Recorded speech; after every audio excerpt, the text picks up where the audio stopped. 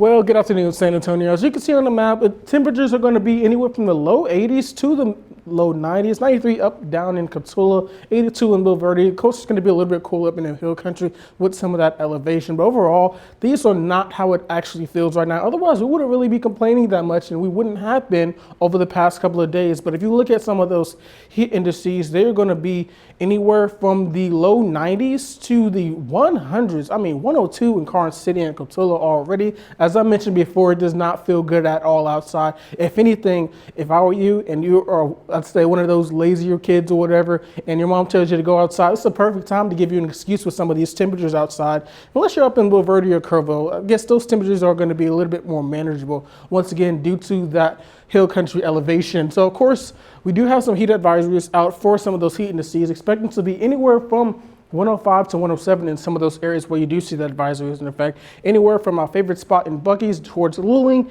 down towards Floresville, Pleasanton, and Hondo as well. Not including the city of San Antonio, but doesn't mean it's going to be not hot outside. I mean, if you look at these temperatures, expecting 98 degrees by 4 o'clock this afternoon. Lots of sunshine, so you're not really going to get any of that, those breaks in terms of cloud cover. So it's going to be pretty impressive outside, and not just today, but as we go into tomorrow as well.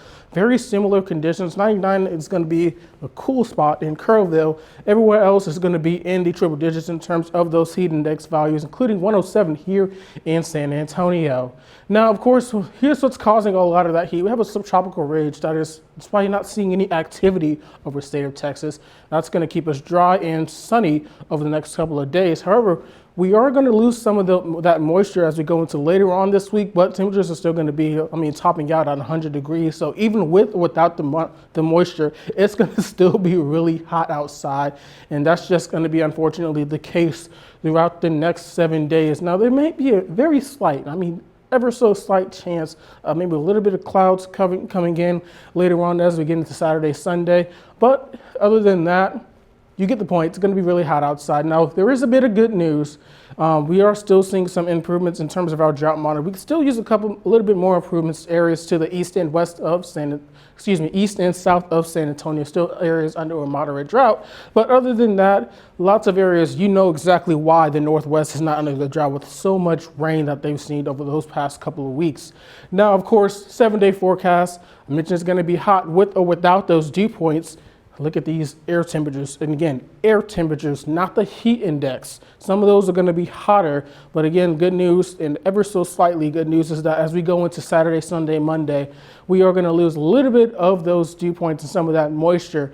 But it's still going to kind of suck outside.